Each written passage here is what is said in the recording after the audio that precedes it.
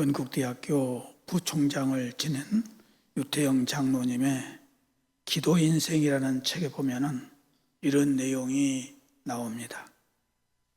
거리에서 쓰레기통을 뒤지며 먹을 것을 해결하고, 새벽에는 교회에 가서 기도하고, 아침과 낮에는 미군 부대에서 일하고, 밤에는 공부하는 생활을 무려 13년 동안 했다고 하는 것입니다.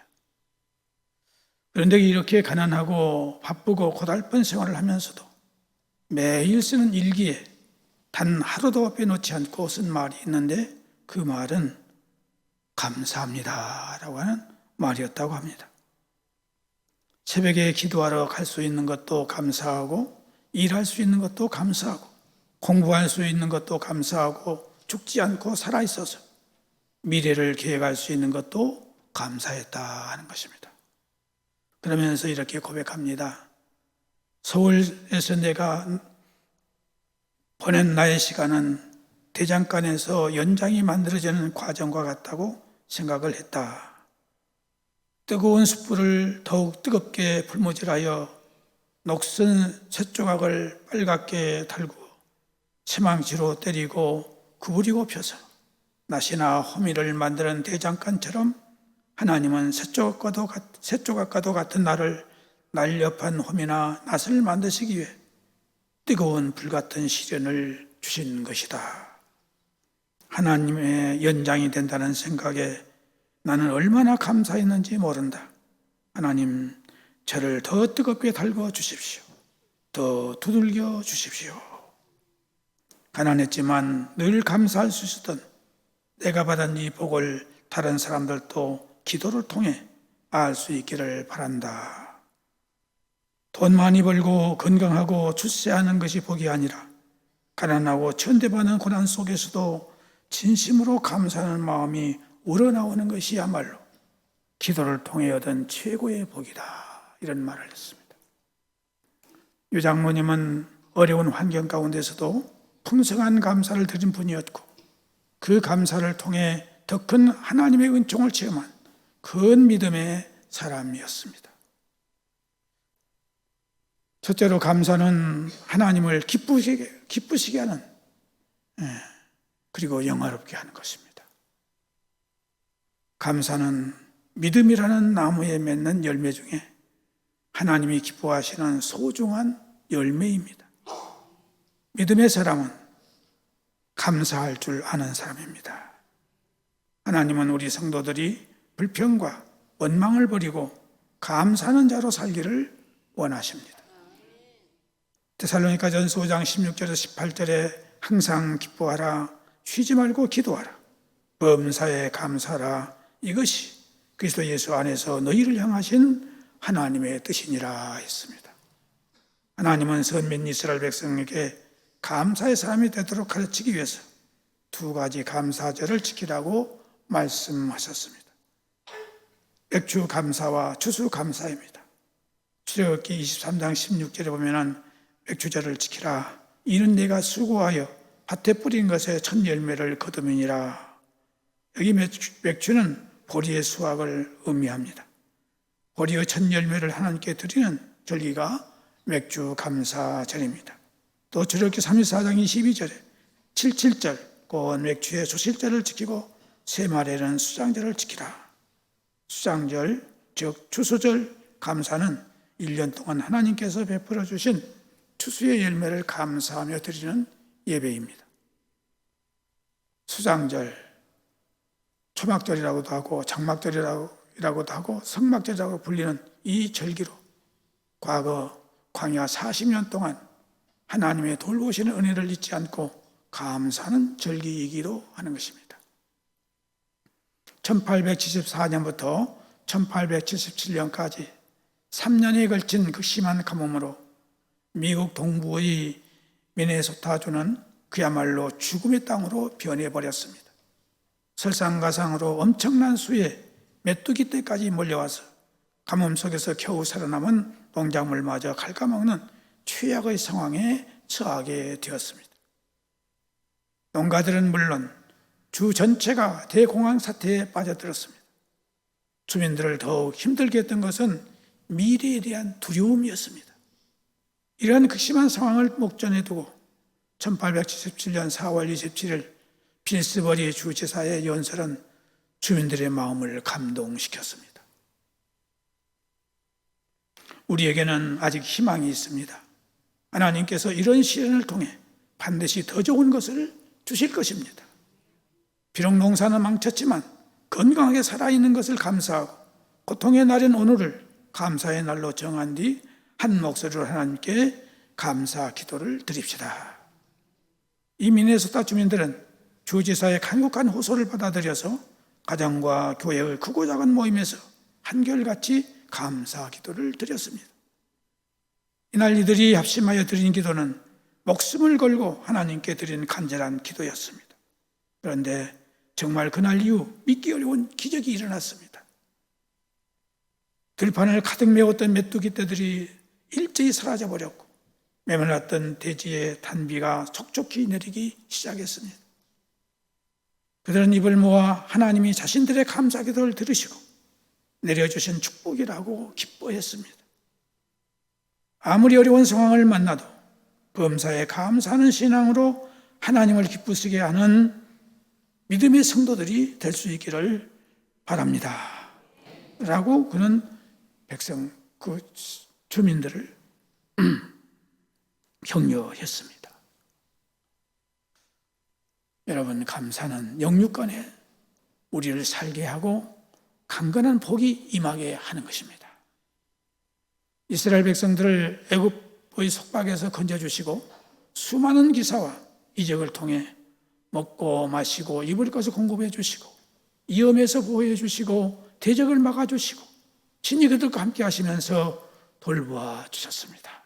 그런데 그런 은혜에 감사하기보다는 조금만 시련이 오고 어려움이 오면 원망하고 불평을 했습니다. 그러한 불신앙적인 그들에게 하나님은 진노하시고 질병으로 혹은 불뱀을 통해서 심판을 하셨습니다. 우리 마음에 감사 대신 불평, 원망의 마음이 생기면 마음에 사랑과 기쁨과 평강이 사라지고 대신 미움과 다툼과 근심이 마음의 자리를 잡게 되는 것입니다. 몸과 마음과 영혼이 병들게 됩니다. 많은 사람들이 늘 은혜 받을 것만 생각하고 받은 은혜를 망각하거나 은혜를 알더라도 갚을 줄 모르는 이기적인 모습으로 살아가는 것입니다. 섹스피어는 그의 작품 리어 왕을 통해서 은혜를 모르는 자식은 부모가 독사에게 물리는 것보다 마음을 더 아프게 한다라고 절규했습니다. 데일 카네기는 은혜를 모르는 것은 마치 잡초처럼 자연스러운 것이다. 그러나 은혜를 깨닫는 것은 마치 잡초 속에서 장미를 키우는 것 같다라고 은혜를 알기가 얼마나 어려운가를 우리에게 말해주고 있습니다. 인간이 깊이 깨달아야 할 영적 가치 중에 가장 값진 영혼의 보안은 역시 은혜를 아는 것과 그 은혜에 감사하면서 그 은혜에 보답하며 사는 것입니다. 감사하는 자의 마음에는 넉넉한 마음과 너그러운 마음, 기쁨과 은혜와 평강이 넘치게 됩니다. 그런 자의 마음은 늘 평안하고 행복하여 모든 질병도 이기게 되고 몸과 마음과 영혼이 강건하게 되는 것입니다. 제2차 세계대전 후에 일본 해군 장교였던 가와가미 기이치씨가 고국으로 돌아왔습니다. 그러나 일본의 현실은 차마 눈을 뜨고는 볼 수 없을 정도로 피폐해져 있었습니다. 그는 매일 불평과 불만의 세월을 보냈습니다. 그런데 이런 생활이 계속되자 그의 몸은 굳어져서 움직일 수가 없게 되었습니다. 정신과 의사인 후치다 씨는 그에게 이런 처방을 내렸습니다. 하루에 10,000번씩 감사합니다라고 말하세요. 감사의 마음이 당신의 병을 치료해 주실 것입니다. 그는 병석에서 매일 감사합니다라고 중얼거렸습니다. 하루는 그의 아들이 감 2개를 건네주었습니다. 가와가미 기치 씨는 손을 내밀며 그 아들에게 공손히 감사합니다 라고 말했습니다. 그런데 그때부터 굳었던 몸이 풀리고 그 질병에서 깨끗하게 벗어났습니다. 불평과 불만, 원망과 저주는 모든 질병의 원인이 될 수 있습니다. 그러나 감사는 모든 질병을 치료하는 특효약입니다. 행복은 감사의 문으로 들어와서 불평의 문으로 나갑니다. 행복한 사람들의 공통점은 항상 감사가 풍성하다는 것을 알고 잊지 않는 그런 성도가 되기를 소망합니다. 또 하나는 감사는 더욱 풍성한 복을 받게 한다는 것입니다. 오늘 본문에 보면 예루살렘에 큰 흉년이 들었을 때 사도 바울은 각 교회와 성도들로 하여금 예루살렘 교회를 돕도록 헌금을 하도록 부탁을 했습니다. 그 당시 마게도냐 교회는 매우 가난한 교회였고 이 편지를 받고 있는 고린도 교회는 매우 부유한 측에 속한 교회였습니다. 그런데 마게도냐 교회는 넘치도록 헌금을 하였고 반대로 고린도 교회는 그렇게 하지 못했습니다. 왜냐하면 사도 바울은 이 편지 속에서 마게도냐 교회를 칭찬하며 고린도 교회에게는 다시금 헌금에 대한 것을 강조하고 있음을 보게 됩니다. 마게도냐 교회의 성도들이 한 헌금이 얼마인지는 알 수 없으나 그에게 헌금을 했던 것입니다. 그것은 사도 바울과 그 일행들에게 적지 않은 충격과 감동을 주었던 것입니다. 여러분, 가난하고 보잘것없는 성도가 그의 그 헌금을 했을 때 저 사람은 남 모르게 감춰둔 돈이 많았었구나 이렇게 생각하는 사람은 아마 거의 없을 것입니다. 정상적인 성도라면 저 성도가 얼마나 하나님을 사랑하는 마음으로 가득했으면 그렇게 넘치는 헌금을 했을까라고 생각하기 마련인 것입니다. 하나님을 깊이 사랑해 본 사람은 알 수 있습니다. 압니다. 하나님을 깊이 모르기 때문에 느끼는 고통보다 주님을 많이 사랑하고 있음에도 불구하고 하나님 앞에 아무것도 될 것이 없을 때에 느끼는 고통이 더 크다는 것을 우리는 알아야 됩니다. 하나님 은혜를 생각하면 내게 있는 모든 걸 다 드려도 좋은데 드릴 것이 없을 때 이 마음처럼 고통스럽고 괴로운 때가 없다 그 말입니다. 여러분, 시간이 여유가 있는 사람은 그 시간을 하나님께 드릴 수 있어서 기쁘고 젊음이 있는 사람은 젊음을 주님께 드릴 수 있어서 기쁘고 남다른 재능을 가지고 있는 사람은 그 재능을 가지고 하나님을 섬길 수 있어서 기쁘고 행복한 것입니다. 그런데 사람들은 어리석어서 하나님을 섬길 수 있는 그 무엇인가를 가지고 있을 때는 그것들을 다른 곳으로 다 낭비해버리고 몸밖에 들 것이 없는 가난한 상태가 되고 병들어서 연약한 상태가 되었을 때야 내가 하나님께 감사할 것이 없을 때에 그때서 후회하는 것입니다. 이제서야 후회해봐야 무슨 소용이 있습니까? 하나님께 드릴 수가 없는 것입니다. 마게도냐 성도들은 극심한 환난과 시련을 당하고 가난한 사람들이었지만은 하나님께 헌신하는 일의 기쁨과 소중함을 알고 있었던 것입니다. 마게도냐 교회 성도들이 다른 큰 교회들보다 더 힘들고 어려움이 많았지만은 부자 교회들을 부끄럽게 한 것이 무엇입니까? 그들에게는 구원의 확신이 있었다는 사실입니다. 하나님께 대한 소망의 열정이 뜨거웠다는 사실입니다. 기쁨이 넘쳤기 때문입니다. 사도 바울의 군면을 잘 받아들이는 고린도 교회는 나중에 마게도냐 교회의 소식을 듣고 깨어나 정신을 차리고 잃어버린 구원의 기쁨과 하늘 영광의 소망을 깨닫고 그리고 그들도 바울과 사도들의 마음을 기쁘게 하는 신앙을 회복할 수 있었던 것입니다. 오늘 본문에 나오는 고린도 교회 성도들의 감사를 보면은 먼저 넉넉한 감사를 드렸습니다. 고린도후서 9장 10절 11절 말씀 보면은 심는 자에게 씨와 먹을 양식을 주시는 이가 너희 심을 것을 주사 풍성하게 하시고 너희 의의 열매를 더하게 하시리니 너희가 모든 일에 넉넉하여 너그럽게 연보함은 그들이 우리로 말미암아 하나님께 감사하는 것이라 이렇게 말하고 있습니다. 12절 말씀 보면은 이 봉사의 직무가 성도들의 부족한 것들을 보충할 뿐만 아니라 사람들이 하나님께 드리는 많은 감사로 말미암아 넘쳤다 라고 칭찬하고 있음을 보게 됩니다. 모든 일에 부여하신 하나님은 우리로 말미암아 우리의 삶이 넉넉하고 넘치고 풍성한 복을 받아 살기를 소망하고 계십니다. 이걸 믿으시기를 바랍니다. 이걸 믿는다면 우리는 하나님께 마음을 소홀히 할 수가 없습니다. 감사드리지 않을 수가 없습니다.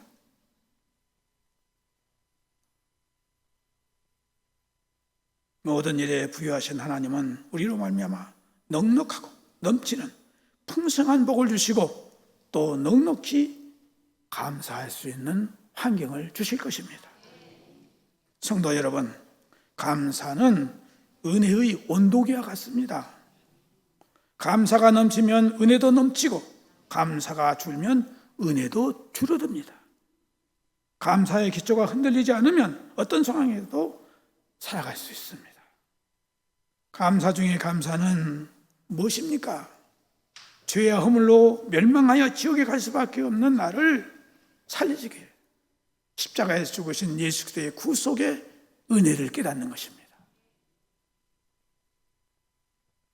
나의 죄를 사하시고 하나님의 자녀로 삼으신 그 은혜에 감사입니다. 하나님의 영원한 나라를 유업으로 주신 하나님의 은혜에 대한 감사입니다. 그래서 하나님은 감사하는 자에게 넘치는 복을 주시기를 원하십니다. 말씀을 제대로 믿는다면 이 말씀을 우리는 순종해야 할 것입니다.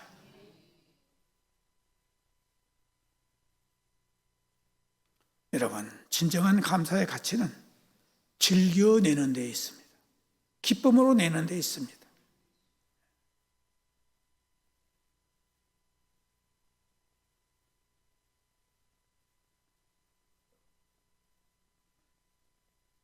여기서 분명한 것은 감사와 은혜, 감사와 축복은 연결되어 있다는 사실입니다. 이 일을 분리해서 어떤 방법으로도 감사를 설명할 도리는 없습니다.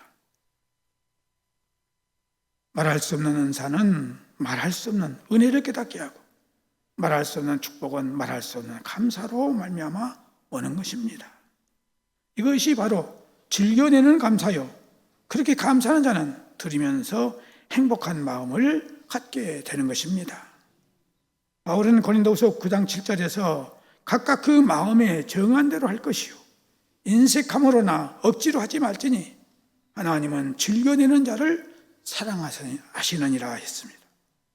하나님께 감사의 예물을 바칠 때 체면이나 신분 때문에 마지못해서 바치는 것은 하나님이 기뻐하지 않습니다. 참된 감사는 그런 것이 아닙니다. 참된 큰 행복은 진심으로 바치는 데 있습니다. 독일의 정치인 가운데 마키 바덴이라는 분이 있었습니다. 한 번은 그가 어느 지방에 여행을 갔다가 돈이 떨어져서 값싼 여관에서 하룻밤을 지나게 되었습니다. 아침에 깨어보니까 자기 구두가 없어져 버렸어요. 밤새 도적을 맞은 것이었습니다. 화가 잔뜩 나서 욕을 하면서 나처럼 가난한 사람의 신발을 훔쳐가도록 내버려 두신 하나님을 그는 원망했어요. 그때 옆에 있던 친구가 헌 신발을 빌려주면서 오늘은 주일이니 교회에 가자고 했습니다. 이 마키 바덴은 마지못해서 교회에 가게 되었습니다. 그런데 그는 교회에서 예배를 드리는 사람들 중에서 두 다리가 없는 사람을 발견하게 되었습니다. 그 사람은 눈물을 흘리며 찬송을 부르고 있었습니다. 기도 드릴 때에도 눈물을 흘리며 감사의 기도를 드리는 것이었습니다. 그때 그 젊은 정치가 마키 바덴은 심한 부끄러움을 느끼게 되었습니다. 저 사람은 신발을 잃어버린 정도가 아니고 두 다리를 전부 잃어버렸으니 신발이 있어도 신을 수가 없구나. 나는 신발만 잃어버렸으니 신발이야 또 사서 신으면 되는데, 이렇게 남을 저주하고 하나님을 원망한 것을 후회했습니다. 그 불구자의 카마가 마키 바덴의 삶에 새로운 변화를 주었던 것입니다. 그는 언제나 감사의 생활을 했어요. 항상 그는 감사의 조건들을 찾았습니다. 그는 마침내 하나님의 축복으로 국민의 존경을 받는 독일의 재무장관이 되어서 국가를 위해 크게 일하는 정치가가 될 수 있었습니다. 하나님은 사람이 자신의 변화를 통해서 새로운 신앙으로 살아가는 사람에게 합당한 의의 열매를 맺어가는 하늘의 복을 덤으로 더해 주신다는 것을 믿는 성도가 될 수 있기를 바랍니다.